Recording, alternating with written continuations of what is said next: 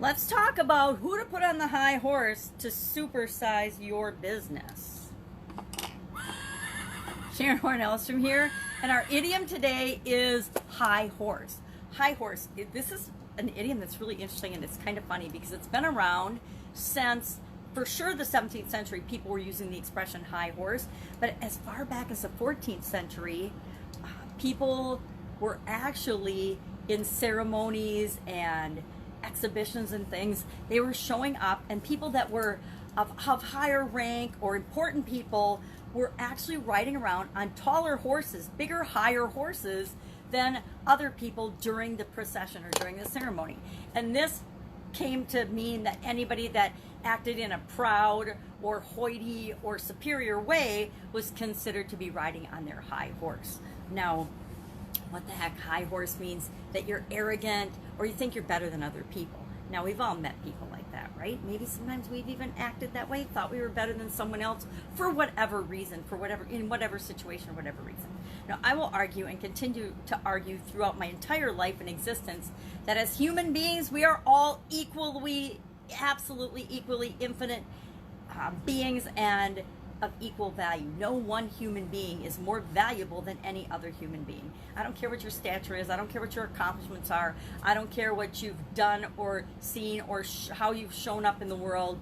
You are no more valuable than I am. I am no more valuable than you are, no matter what. A lot of people argue with me on this point, including my ex-husband, which is part of why he's my ex-husband.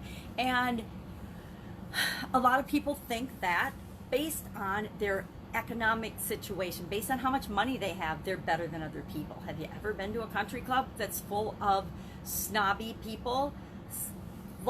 And this is just a false belief, right? A lot of people with a lot of money are amazing human beings and very kind and generous. But there is a percentage of them, just like any other occupation, any other field, any other endeavor, any other experience that you'll have, that think they're better than other people and treat other people as if they are entitled to be treated in a certain way.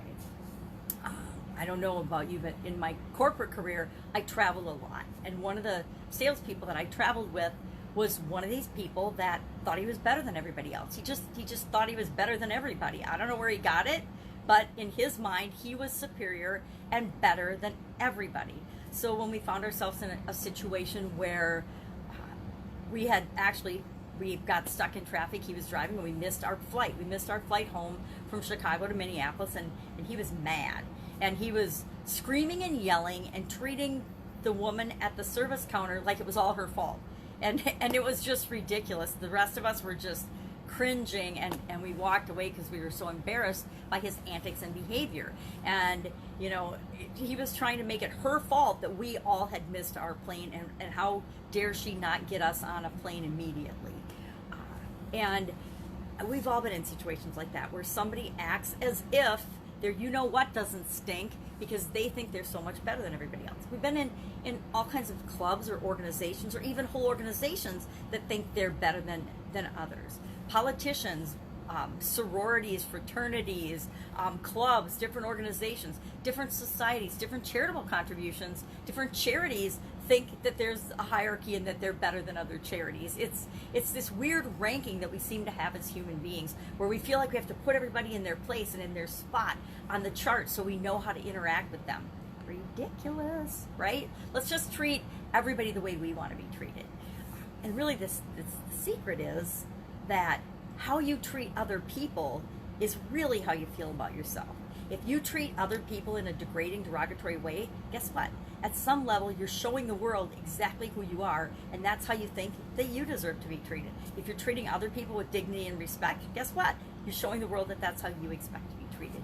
We forget sometimes that when we're interacting with other people, when we're in different situations, we never see the whole big picture, right? We only ever see the tip of the iceberg or a little teeny bit of the experience of the person that we're encountering.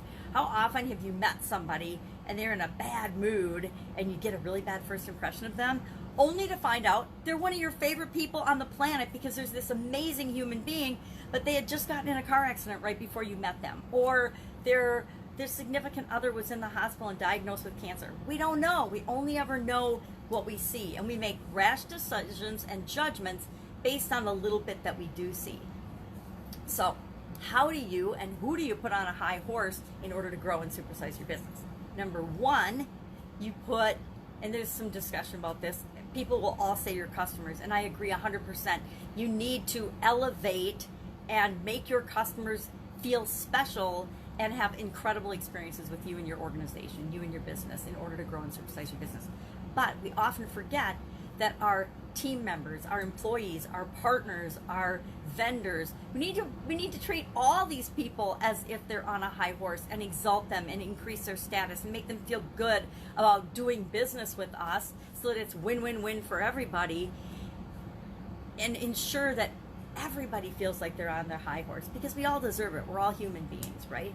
So politicians, sports athletes, famous actors and actresses, some comedians that I've met, whoever you are, wherever you are, whatever your position in life or your chosen position in life, keep in mind that we're all in a state of becoming. We're all on our way to who it is that we're going to be as human beings. And as human beings, we are all infinitely and equally of amazing spiritual soul type value. So remember that next time you want to treat somebody rudely or snottily, or next time you want to act or feel like you're better than someone else. That's it. That's our idiom today, high horse. Obviously, I could talk about this one for a long time. I'm sure I have gazillions of examples of experiences I've had with people that have acted superior.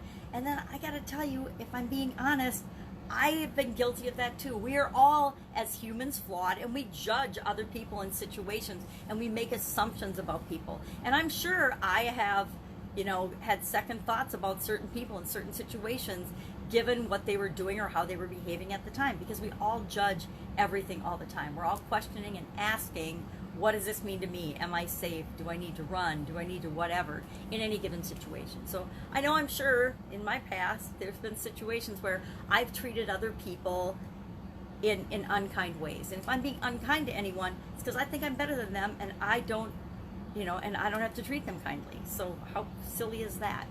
All right, have an amazing day. Love to know your interaction, your experience with this particular idiom. If you have ever felt like somebody was behaving like they were on their high horse, or have you ever been sitting on your high horse and looking around and saying, oops, maybe I could be a little nicer? I know I have,